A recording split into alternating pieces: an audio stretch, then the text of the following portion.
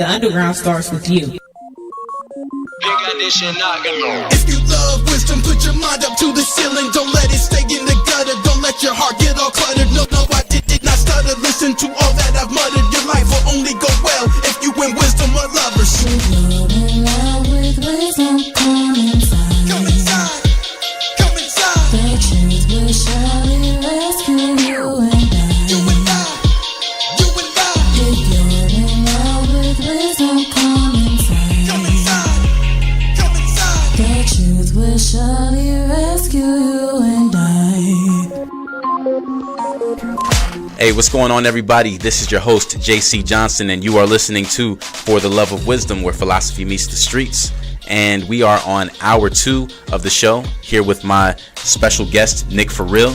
Hey. And today we're discussing the wisdom of priority. So if you missed the first hour, don't worry about it. You can always catch past episodes on iTunes, Spotify, or TuneIn Radio. We'll be right back after this, so make sure you don't go anywhere. If you're in love with wisdom, come inside. Come inside. Hey, what's going on, Wisdom family? Each week on For the Love of Wisdom, we promote a new and free audiobook that we believe you will benefit from and become wiser by listening to. On today's show, we're talking about the wisdom of priority. And so, the recommended book for this week is Being There: Why Prioritizing Motherhood in the First 3 Years Matters by Erica Commissar. This book takes a powerful look at the importance of a mother's presence in the first years of her child's life. To download this free book today, just visit audibletrial.com/lovewisdom. Audible is spelled AUDIBLE,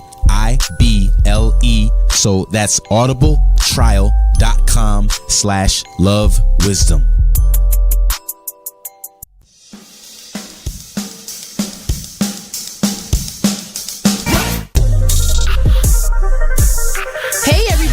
You're listening to For the Love of Wisdom, where philosophy meets the streets. With your host, Jason Johnson.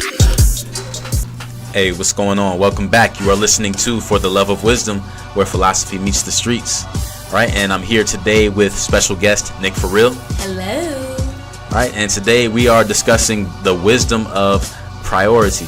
Okay, and if you missed it during the first hour, what we were talking about to begin the show, we talked about what priority means, and it is a state of being earlier. It's a fact or condition of being prior, meaning coming first, and its precedence in right or rank.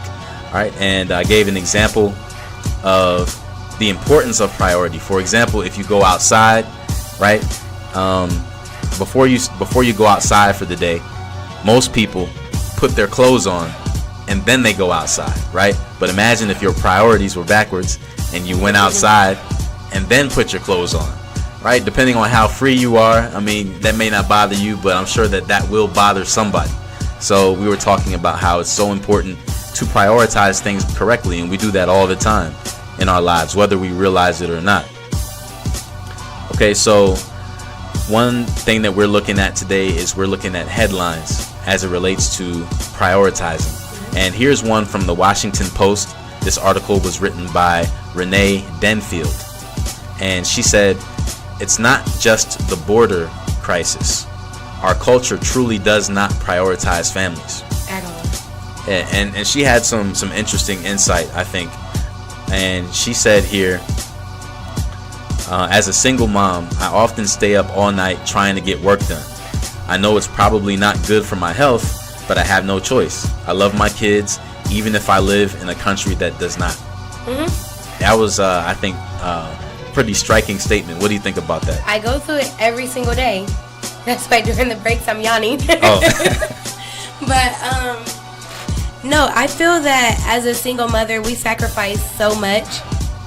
The littlest thing could trigger, like, if I'm coming in the house and let's say, I don't know, my mom or someone was at my house before I was who has a key, and they lock my top lock. I get so annoyed, and it will like break me down because I'm like, I'm trying to get in the door. I have a baby in one hand, bags in the other, only have one little piece to put the key in, and now you want me to fumble around to find another key to put up top, twist that, like, and they're like, it's just a key. I'm like, it's not just a key. Right. So if you ever hear a mom breaking down, it's kind of like that was just something that I use in the sense of we do so much all the time that sometimes it feels like we just want to break. But we can't ask for a break. We can't say we're tired because then they're excuses. Because other moms can do this and other moms can do that. Every mother and every child is different. You never know what your child can cry all day and cry all night, but you have to still get schoolwork done, work. You have a real job and have to get work done. Make sure the kid eats. Try to make them stop crying, and maybe get 30 minutes to yourself. Like in your bathtub, or to take a shower by yourself. I don't even take showers by myself right now.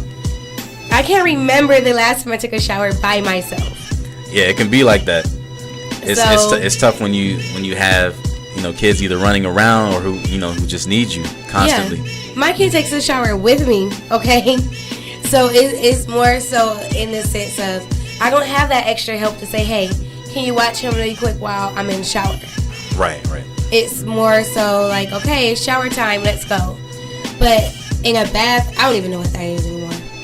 I can't remember I think the last time I took a relaxing bath was when he was in my stomach, But we go through so much and we can't make any excuse for anything because we want to be treated equally as the man. We want equal pay as the man. So why is it that we want all of that but still complain about what we have to go through as women? That's not allowed, not in America. So we're told to suck it up and be strong. Yeah. Oftentimes, I think men and women get that, in different contexts, not for the same things. It's different, but family is not a priority at all. Like in America, they say family first and everything. I think it's all just talk. One thing that she also said here, she said because she adopted her son. He was in foster care originally, and it said my youngest had made top honor roll. This is a foster kid a caseworker once told me was unadoptable.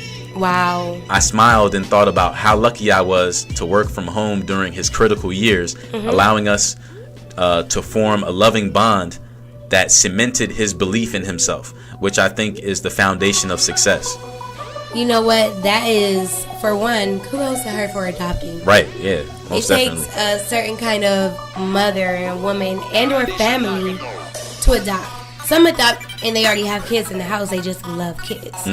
But for her to do this and then for the caseworker to say, this kid is unadoptable, right. For one, that's rude.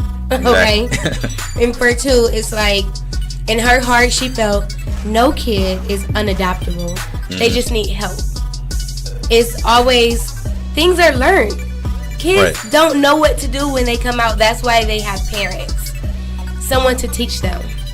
So you have to teach the kid how to be right, do right, and everything else. So I feel that that's just an amazing thing that, in having a good parent in the house. And the main thing she said was being able to stay home. Right. And help him. And it's just like, that's a luxury that a lot of us don't have. But the fact that she was able to do it and had to help her or whatever to do it is amazing. Yeah, and I think that in her situation, it may be, since she is a writer, I think that is how she is maybe able to work from home. And that is an option too. And it's working from home, I think it's an underutilized option. You don't necessarily have to be out, working, 16-hour days and, being outside of the home. There are ways to make money now online. Really there's blogging. So many. Blog about your day. Right. And you can make money. Believe me, there's moms out there who talk about nothing and get money. Right, because there's always somebody who's interested in reading that content. Somebody always. Yeah, so, that's an option for you too if you feel like, I wish I could spend more time with my kids, or I feel like I'm not even raising my own kids. That is definitely an option for you. Mom guilt is real also. Mom guilt is something that even now I'm starting to feel. As he gets older, I'm like, oh my gosh, I'm so happy I was there for that first step. Right. But what if I needed a babysitter that day because I had work or school or, anything. Exactly. So mom guilt is real.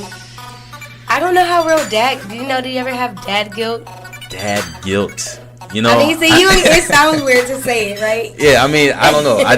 Of course, sometimes I think, yeah, it would be great to, be able to spend more time with my kids. Like, I wish that I didn't have to spend so much time outside of the home. The home is where I would prefer to be, but, circumstances don't always allow you to be able to do that. Right? So for me, I guess I look at it like, well, I'm not going to beat myself up about that because this is my responsibility. I know that ultimately my family will appreciate me being out as opposed to sitting at home and not producing anything. Yeah, right.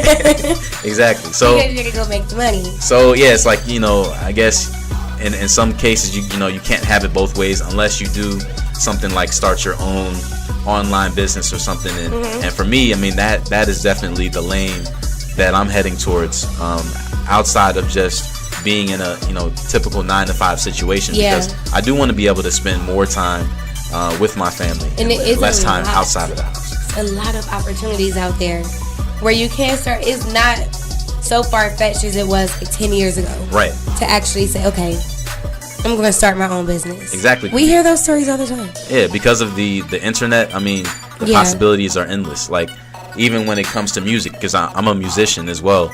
What do you do? I sing, I rap, I play the guitar. Oh, really? That's interesting. And one thing that I used to worry about when online music became more of a thing, I used to think, wow, well, people aren't going to buy CDs anymore. Yeah. How can I make it as an artist? But now I'm seeing with online, you actually have way more exposure than before. So you can just get paid off of YouTube. Exactly. And doing covers, not even your own songs. Crazy. Yeah. Well, more on that after this. You are listening to North Coast Underground, where the underground starts with you. It's your boy, Tear It Up, Tommy Tom from Beyond Sports, and you're listening to For the Love of Wisdom with your host, Jason Johnson. Hey, what's going on, everybody? This is JC Johnson. Welcome back to For the Love of Wisdom, where philosophy meets the streets. And of course, you're listening on North Coast Underground, where the underground starts with you. And we're here today with special guest Nic ForReel. Hello, hello. So today we have been discussing the wisdom of priority. And before the break, we discussed a lot of things, especially during the first hour. And so right now, I'm here with Nic, and I want to ask her a few questions about her journey, right? I want to find out a little bit about how she got from everywhere where she's been in her life to where she is today. So one thing I know about, you mentioned before during the first hour that you lived in New York. Yes. Right. So you're originally from Akron, is that right? I am 330. Okay. Right around the corner from where LeBron was raised. So what led you from there to New York?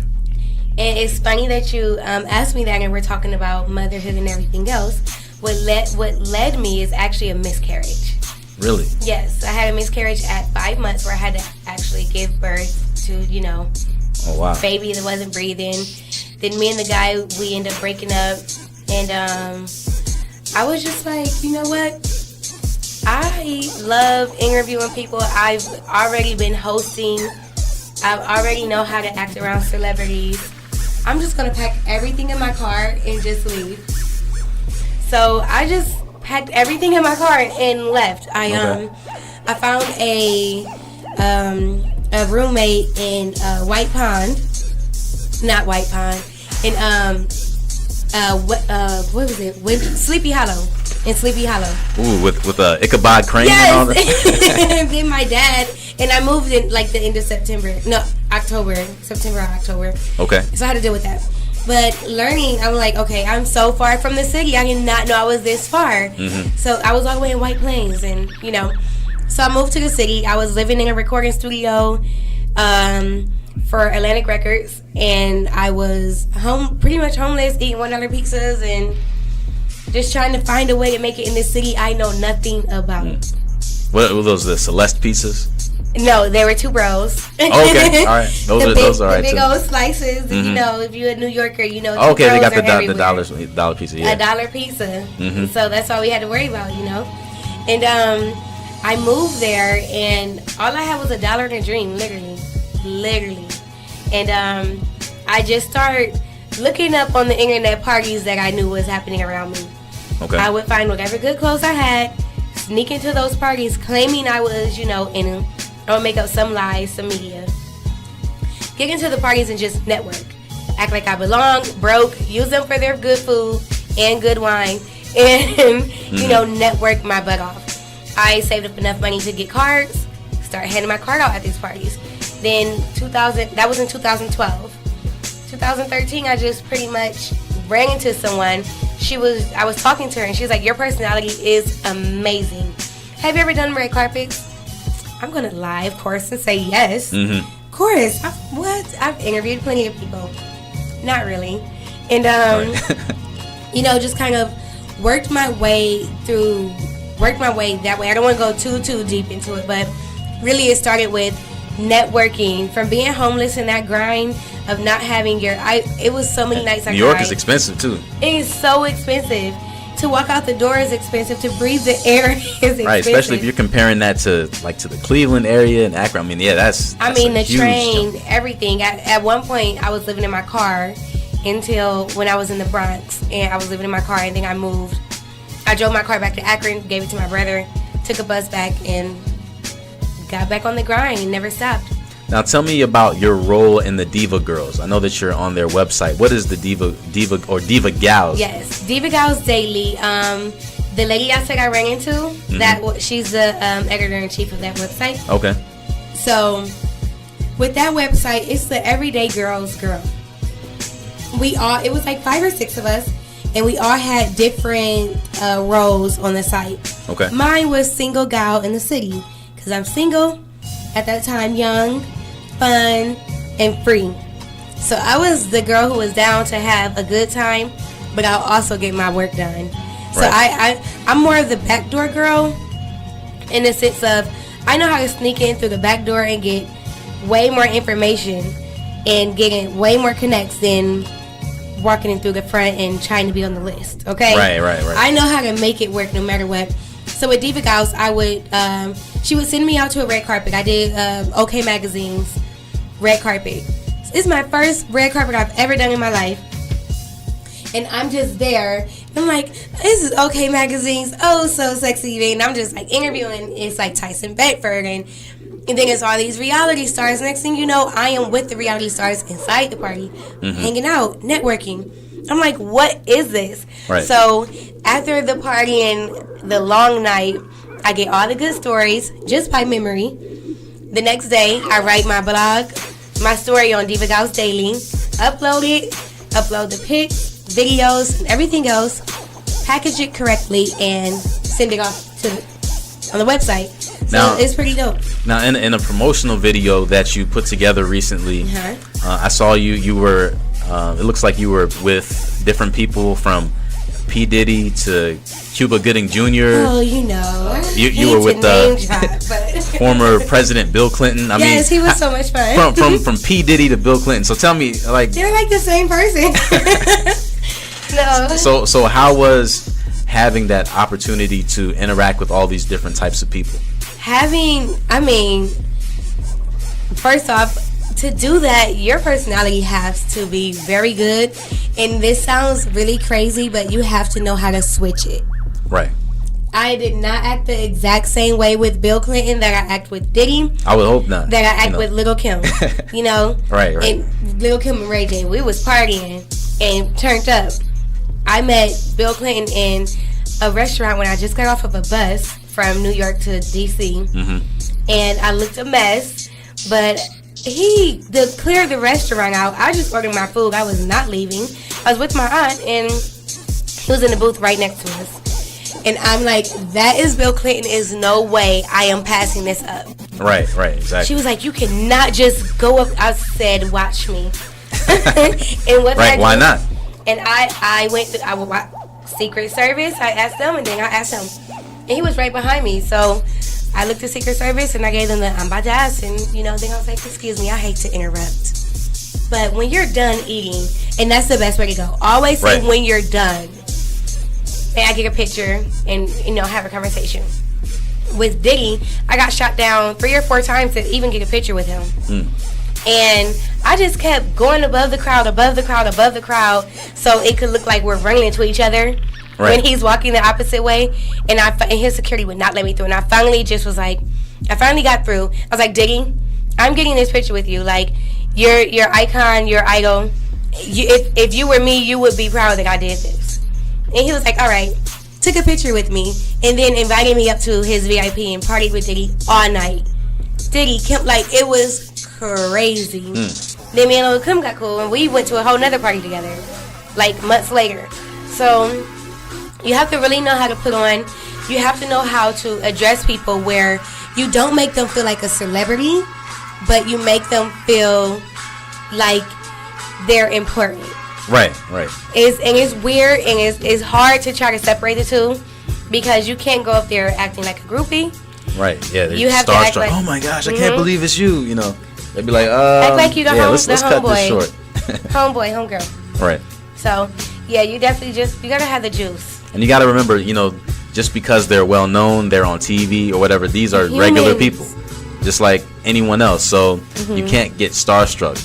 You gotta remember, hey, this person, they deal with the same stuff I deal with. They got some of the, you know, same thoughts and emotions I have, you know. And that's true. And that's I think, the best way to connect with people, when you can connect on a real level, not like, oh, I loved you humans. in, you know, just in that like movie, us. you know. I mean, after a while, I'll say stuff like, you know, I love you and everything, but right. We're gonna take a quick break, but you are listening to North Coast Underground, where the underground starts with you. This is JC Johnson on For the Love of Wisdom, and we'll be right back with Nic ForReel.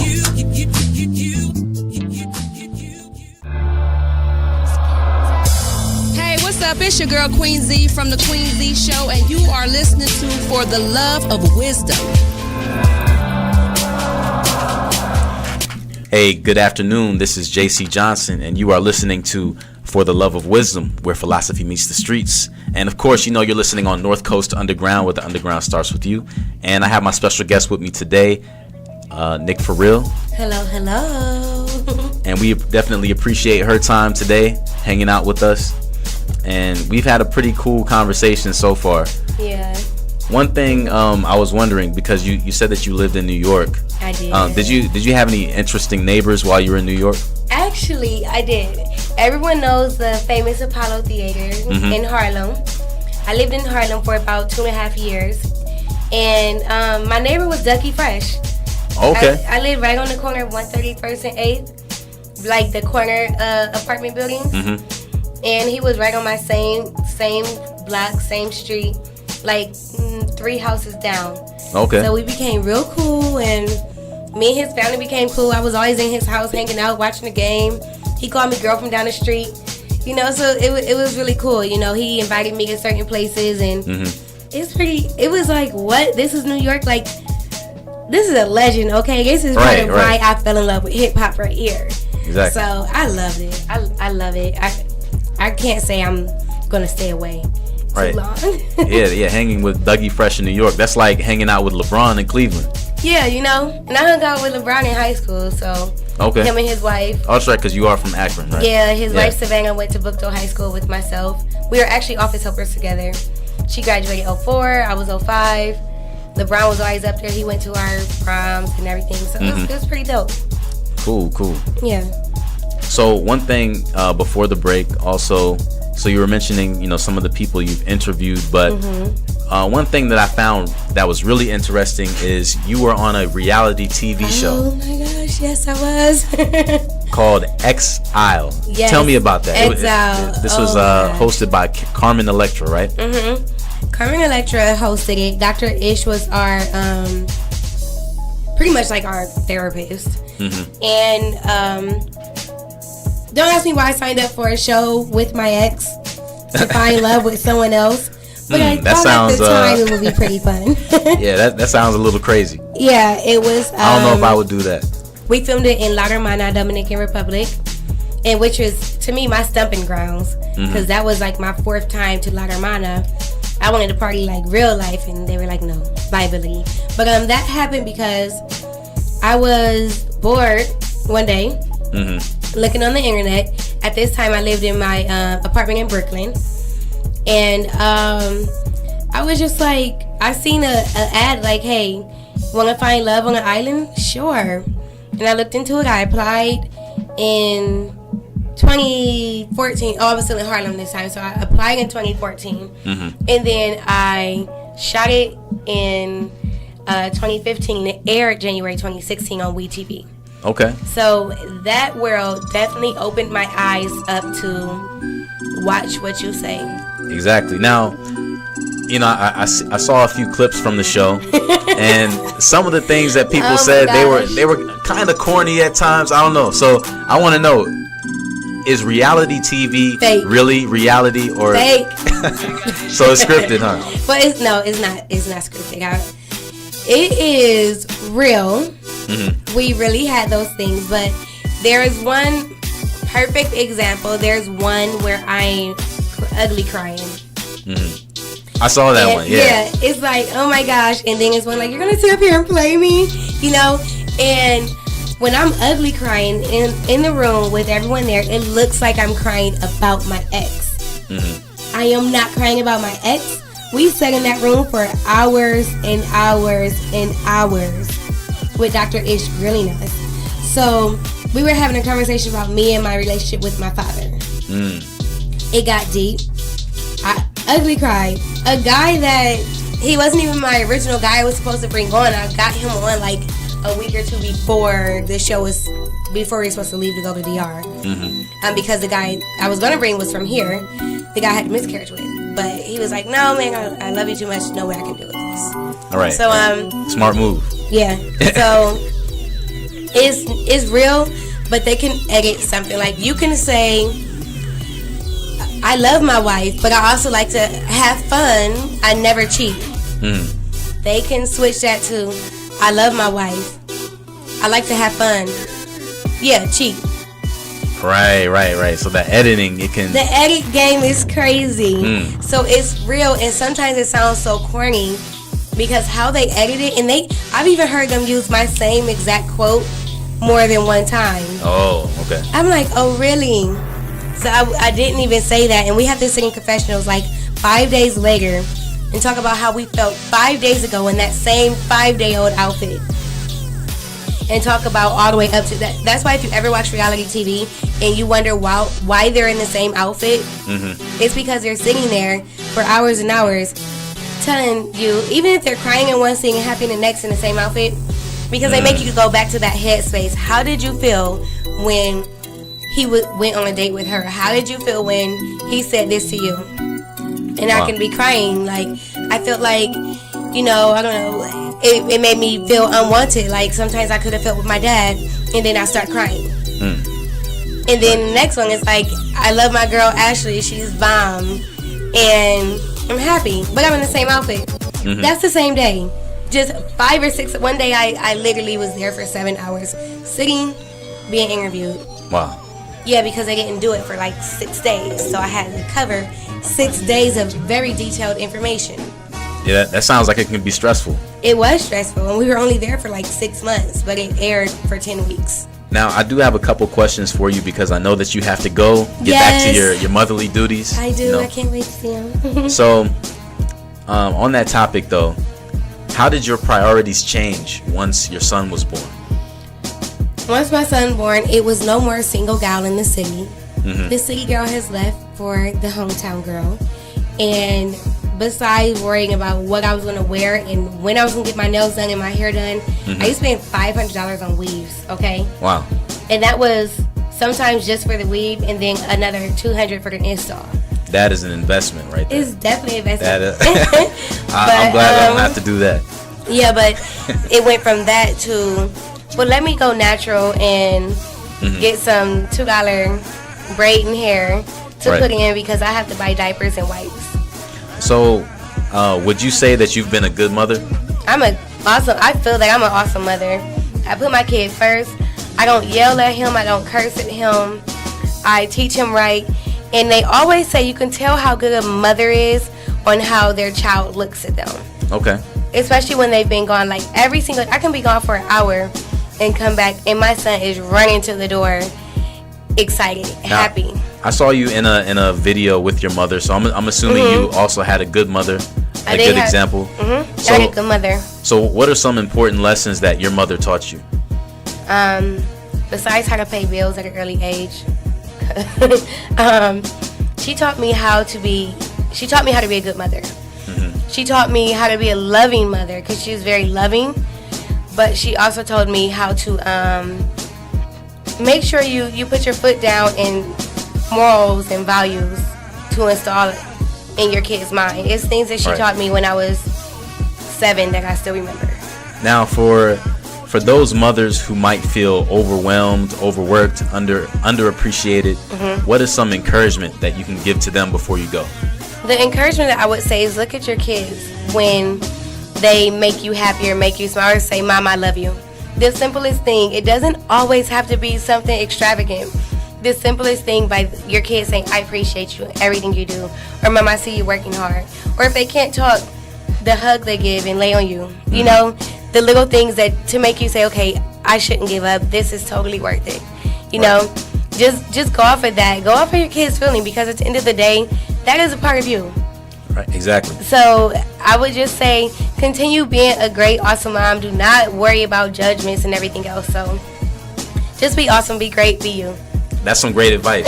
Thank you. Awesome wisdom right there. And we definitely appreciate you being on the show today. And thank you for having me. Oh, yeah, most definitely. We'll have to have you back again. Yes. You're listening to For the Love of Wisdom, where philosophy meets the streets. We'll be back after the break. Peace.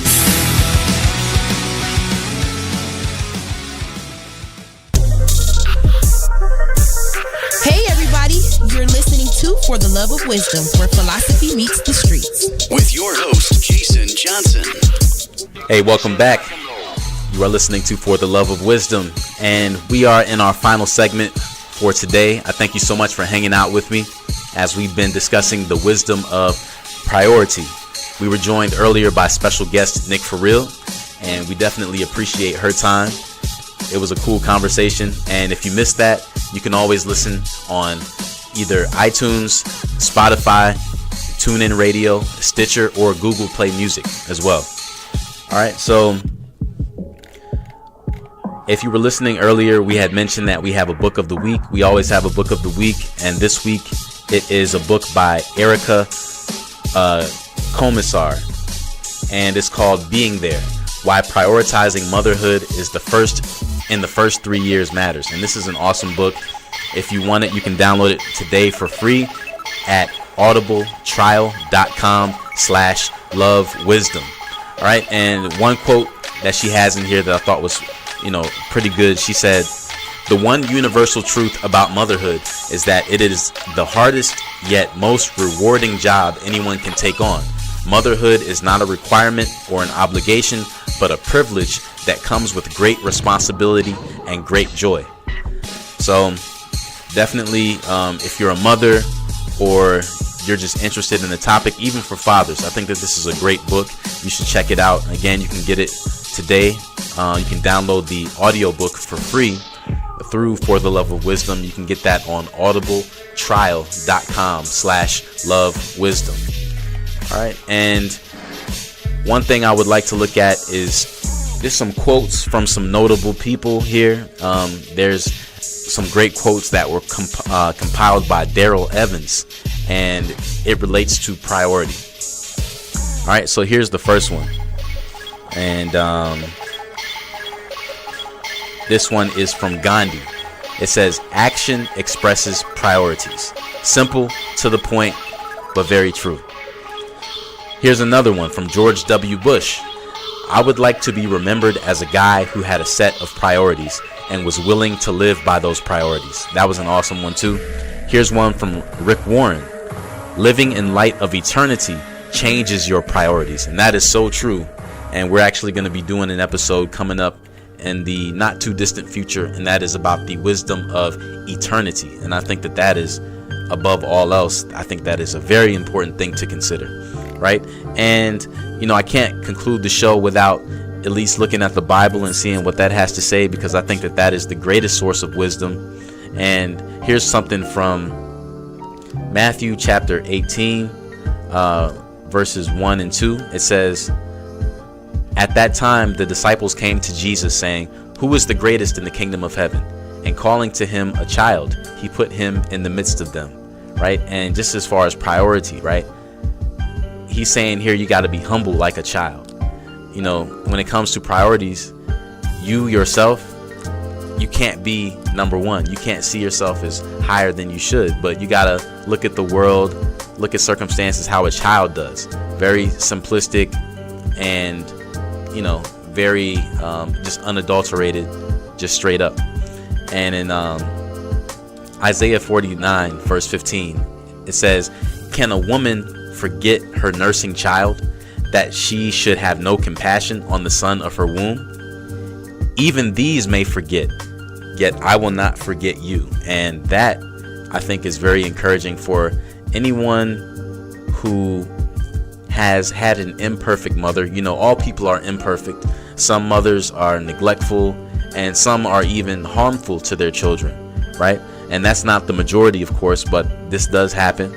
And we're seeing this in the news more and more every day. So in spite of this, I think this promise from scripture is very helpful, because it says, can a woman forget her nursing child, that she should have no compassion on the son of her womb? But then it goes to say, but even them, they might, right?